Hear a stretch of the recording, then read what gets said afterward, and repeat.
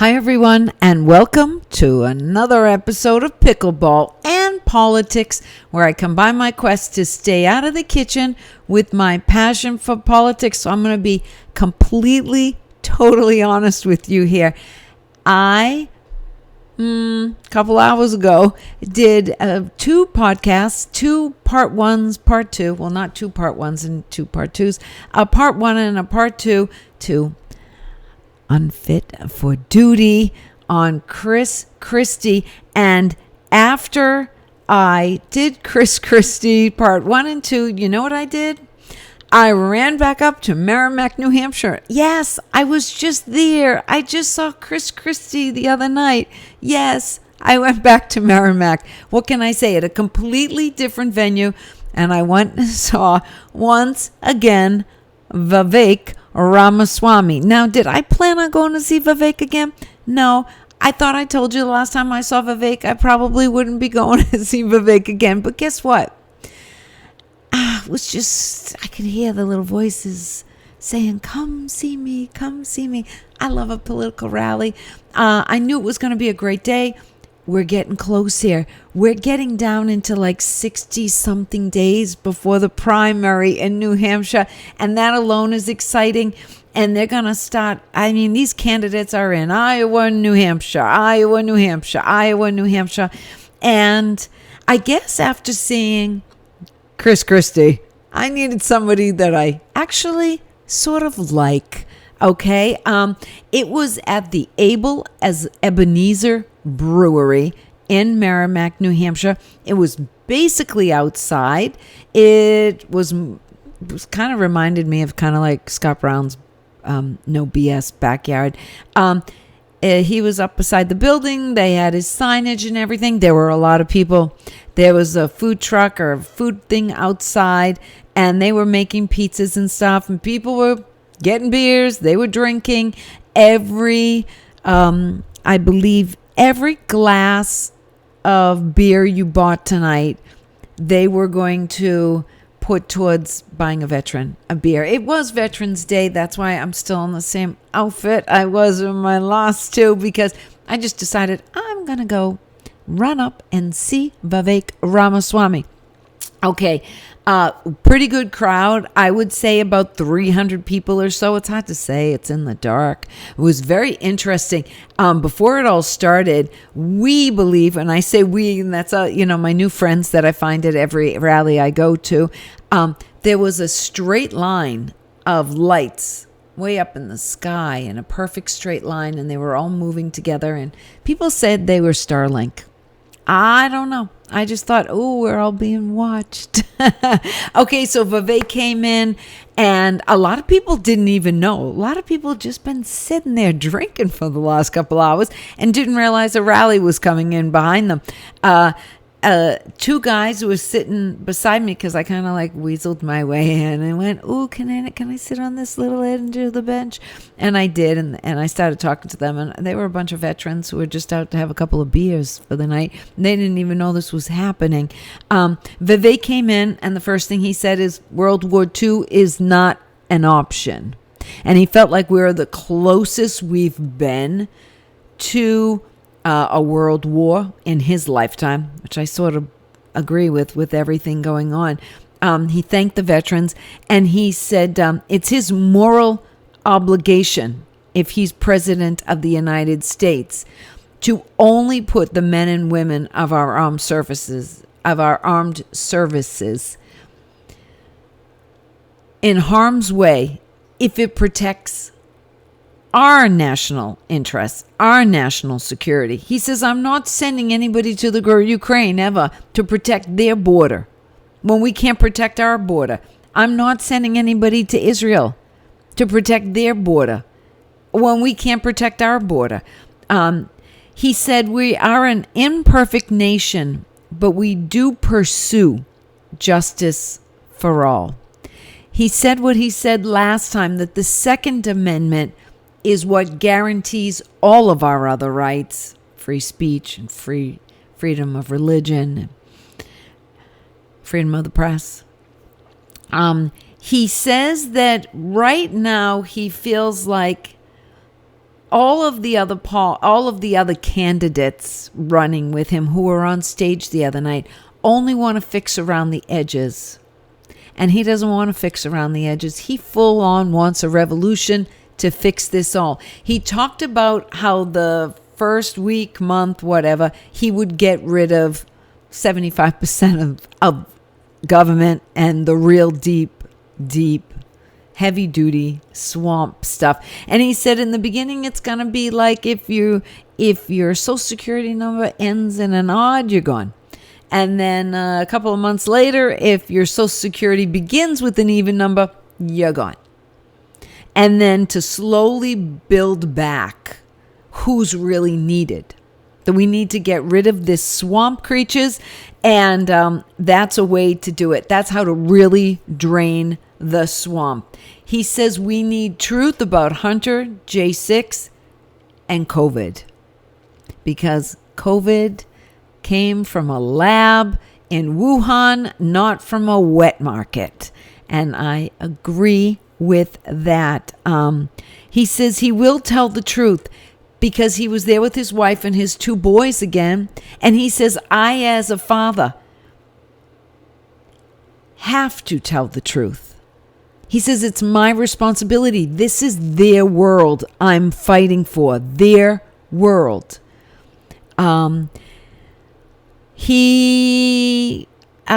will say, he said we need to end our dependency on China, that we're actually addicted to our enemy, especially when it comes to medicine.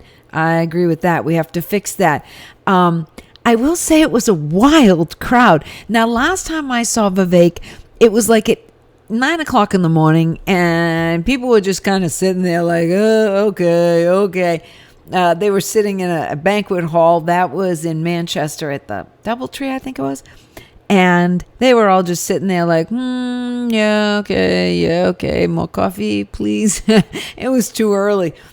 This was sort of a wild crowd. They were drinking beer. It was outside. They did have heaters around, so it wasn't too cold, but I would say it was in the 40s and dropping.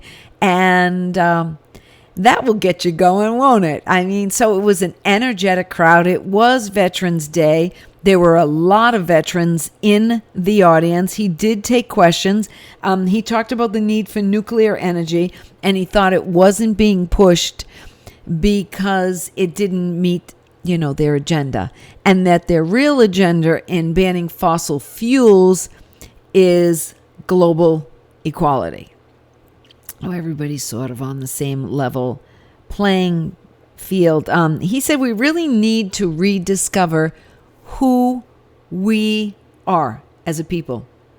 That's probably true, because there's so many people who are so, Also, I want to go back and talk about when he was talking about the Second Amendment. He's like, we really got to start dealing with this crisis in mental health in this nation.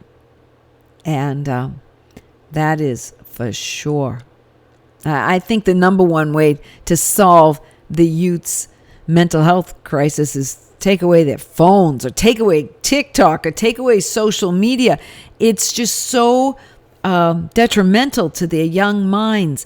He did take a couple of great questions. One was from a Marine who said he came back in 2011 and he was depressed, and he had real serious depression, and all they did was give him antidepressants and made him crazy.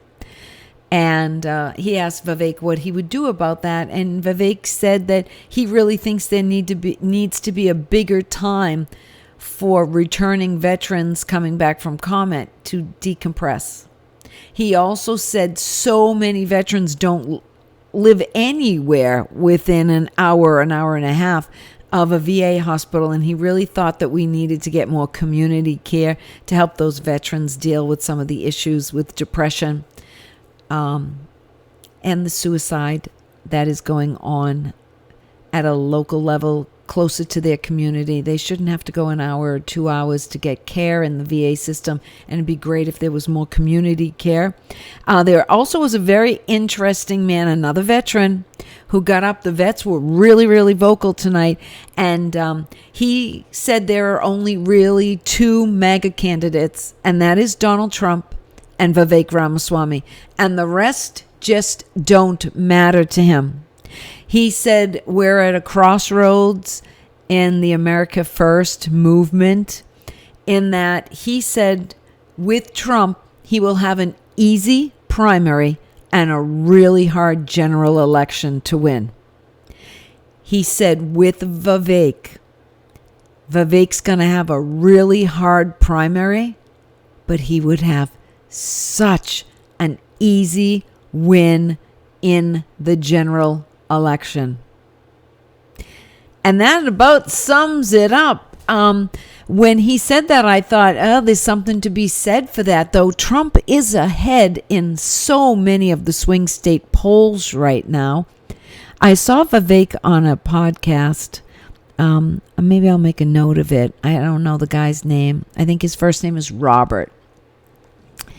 And Robert told Vivek, people think you're down and out, but if something happens with Trump where he is unable to be the nominee for whatever reason, and there are several right now, right? Vivek would become the front runner with probably like 40% overnight.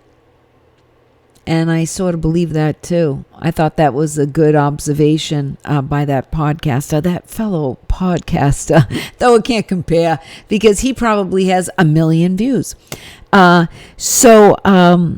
It was another great night. I saw Vivek. I did talk to him afterwards, and I told him, he came up and he said, we've met before. And I said, yes, we have. And he gave me a big hug.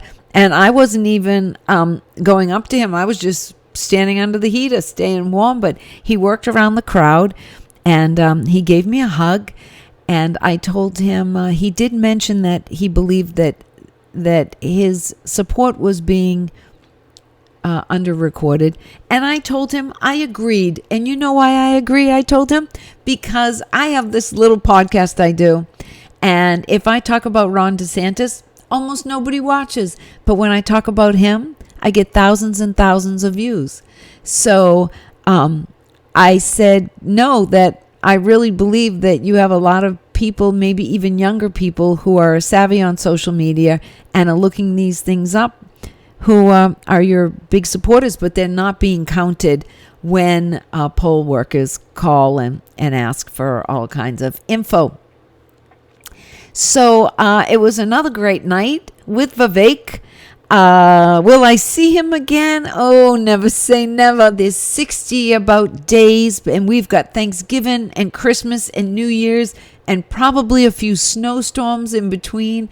So I'm trying to take this time, if somebody's within like an hour, to kind of go see them. And I hope you enjoyed this little review. I end every episode with the dink of the day, but you know what? I don't have one today because it was a sort of really nice day. It was sunny out. It was chilly. You got my dink of the day on my last video, and that was Chris Christie. And I didn't have any dinks at Vivek. Everybody was cool. It was a great crowd. They might have all had a cocktail or two, well, a beer or two, but that was okay. All right. You can reach me on Twitter, X, at Pickle and Paul. You can reach me at Getter or Instagram at Pickleball and Politics. You can go to my website, pickleballandpolitics.com, and leave me a message. Give me a thumbs up. Tell me what you think. I know so many of you love Vivek. So tell me what you're thinking. Or you can see me right here. You're probably on my YouTube channel, Pickleball and Politics. Okay, until next time, happy pickling.